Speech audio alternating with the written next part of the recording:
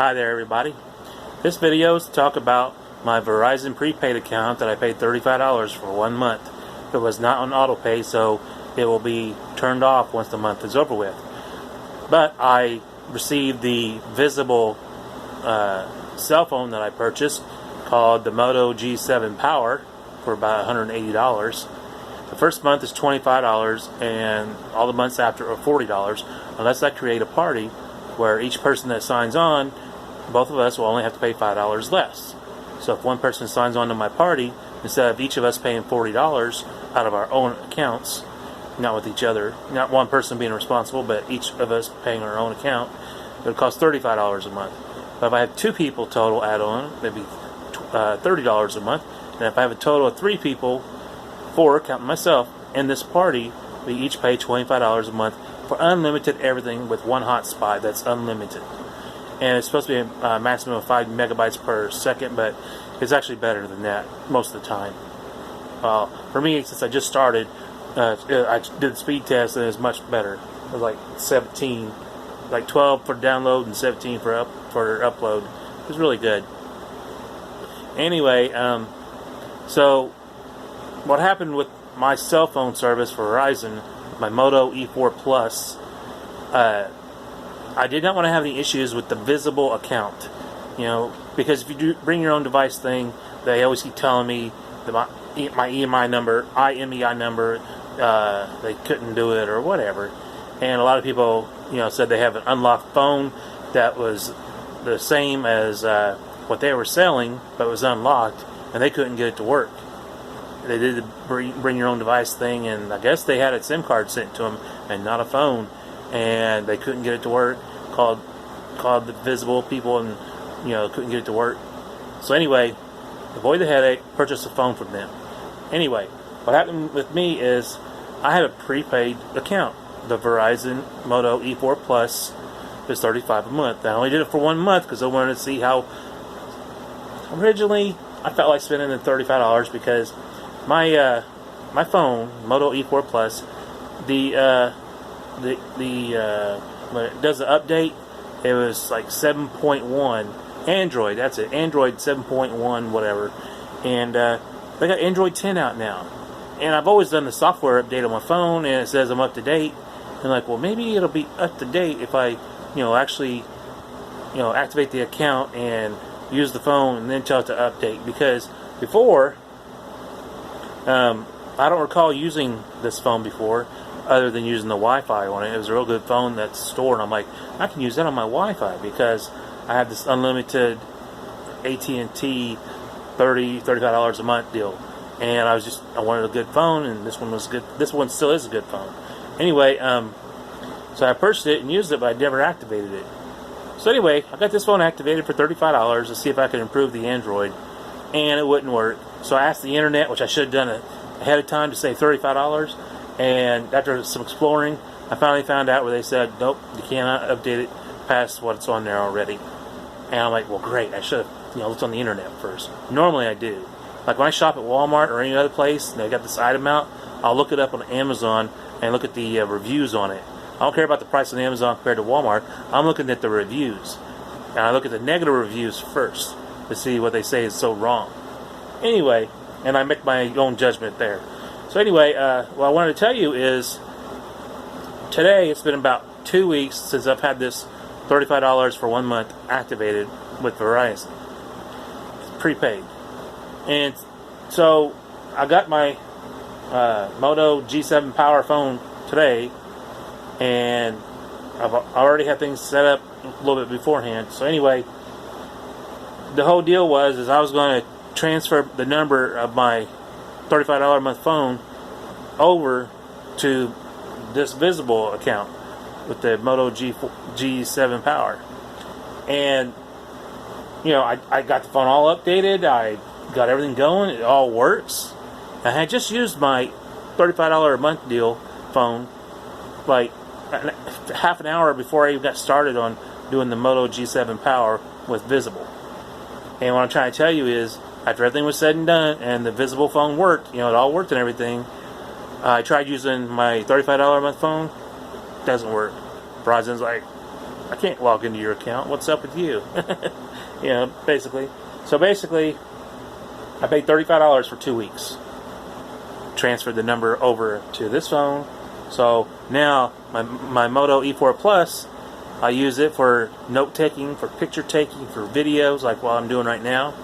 And my visible phone, I'll be using it all the time. You know, keep it with me going to the store, or want to watch a video on it or something. I mean, I have choices, but until my AT&T $35 a month plan is no longer valid, where they won't let me, you know, pay for it again, which might be for the month of August, because it's like, what, today's the 30th, I think? Hold on. Get over there. Today's the 30th of July, and I think July has 31 days. So in a couple days, I'll find out if they let me repurchase the account, which I doubt. I doubt they even let me. But if they do, that's great, because I'll have unlimited everything on my MOFI 4500 router, because that's where the AT&T SIM card is at. And I have, for $40 a month, my new Moto G7 Power phone from Visible. I'll be able to use it when I go patrolling around, you know, find girls, you know, work, whatever. You know, go out on the town. And I have unlimited everything, plus one mobile hotspot connection that I can do. So total, I'll be paying at maximum $40 and $35, $75 a month. Now, if I lose my AT&T account because they won't let me rebuy it, then I'll be paying $40 a month. If I get 3 more people onto my account, I'll only be paying $25 a month. So that's good news. Now, I just watched a video from someone of like April of this year. They tried to put their SIM card from their Visible phone into a MOFI 4500 router, and he just kept having problems and problems and problems. Basically, he did the same thing over and over again to finally get that thing to save the settings the way he wanted it, and then got it to work.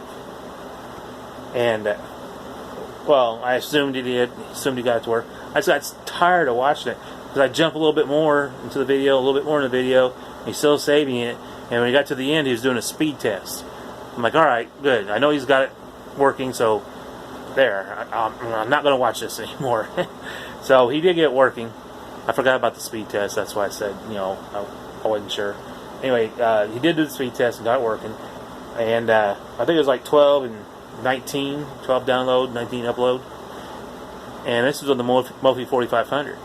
And so I know I can get mine in there and use it. And when I have time later on, another day or so, I'll try it and I'll show a video so that you guys, you know, see how well it works. Now, let's see, anything else? My biggest issue with doing the whole setup is time. Waiting for that phone to get done updating, you know.